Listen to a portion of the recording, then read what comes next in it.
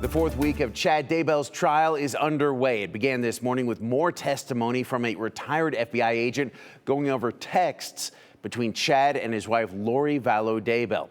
Chad is accused of murdering two of Lori's children, Vallow and Tylee Ryan, as well as his first wife, Tammy. Our Morgan Romero is back in the courtroom today. Morgan, what have jurors heard so far? Justin, retired FBI agent Doug Hart was back on the witness stand this morning. His name may sound familiar because he testified during Lori Vallow's trial as well. He said he reviewed tens of thousands of text messages related to this case. Texts between Lori and Chad were shown from August of 2019, a month after Lori's brother killed her husband, Charles Vallow, and while Chad's wife, Tammy, was still alive. The first set of texts showed Lori and Chad were fighting, frustrated they couldn't be together. In one of the messages, Hart testified Chad tries to get Lori to respond by telling her he can't protect her and, quote, the angels are angry that she's ignoring him.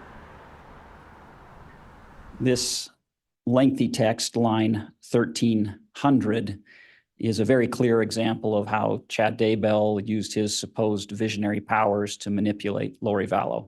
Chad Daybell is indicating to Lori Vallow that he is unable to protect her and that the angels are angry that she is ignoring him. And so he is trying to get her to respond due to those indication of what's happening spiritually. Hart also testified Lori manipulated Chad by sending pictures of herself and saying things like surprises are waiting. In other texts shown, Chad says things like their celestial relatives are obstacles and he's, quote, sick of it. During cross-examination, Daybell's attorney John Pryor presses Hart, asking whether any of those messages explicitly say kill the kids. There's not a text message that says let's kill the kids, is there?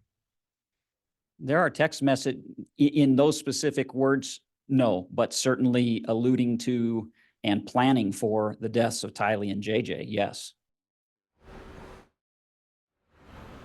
As others have testified to, Hart pointed out Chad was considered the visionary of the group. He was the one who deemed people dark and gave them a rating.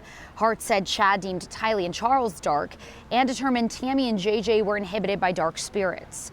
And all four of those people are now dead. A young woman who briefly babysat JJ, as well as JJ's principal in Rexburg, both took the stand after Hart. And despite Lori saying that Tylee, her daughter, was at Brigham Young University in Rexburg, a former BYU dean of students testified that there was no record of Tylee Ryan at that school, no record that she'd applied. Trial moved very quickly this morning. I will bring you all the latest at 4 o'clock from what happens after the lunch break. Justin. Okay, Morgan, thank you. We'll see you then.